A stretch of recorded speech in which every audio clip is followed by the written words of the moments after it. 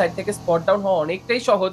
But এর মাঝে যদি ইনার সার্কেল তাদেরকে দেখি ইনার সার্কেল চলে যাচ্ছিল সার্কেলের ক্যাপচারিং এর জন্য। বাট যাবার পথে ব্রিজ ক্যাম্পে কিন্তু ১ নয় ২ নয়, দুটো প্লেয়ার ওকে দুটো প্লেয়ারই ডাউন হয়েছে। বাট এইবার গিক তারা কিন্তু দেখে নিতে চাইবে, কোন রকম ভাবে ফিনিশ কিন্তু দিতে চাইবে। সেখান থেকে র‍্যাগনারক হয়ে গিয়েছে গিকের থেকে ডাউন, প্রেসারটা দিতে গিয়েছিল বাট আইকিউ একটা পারফেক্ট স্প্রে, দ্যাট ওয়াজ ইট। এই স্প্রেতে কিন্তু একদম প্রেসারটা বজায় থাকছে।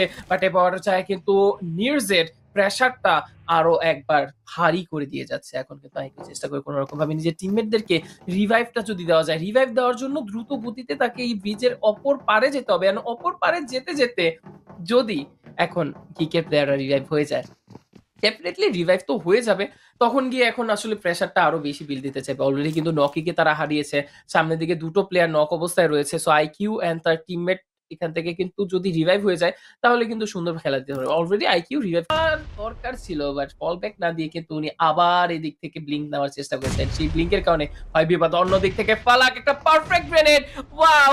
ওপেনিং ক্রিয়েট হয়ে গিয়েছে বাট এখন কিন্তু র‍্যাগনারক আবার কিন্তু চাচ্ছিল দাঁড়িয়ে এখান থেকে টেক ডাউন করা। বাট র‍্যাগনারকের এটাই ছিল ভুল।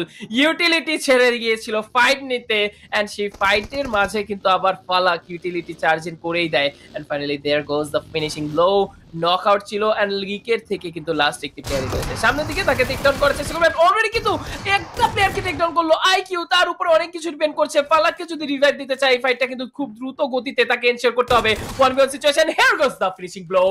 IQ doing a massive damage for team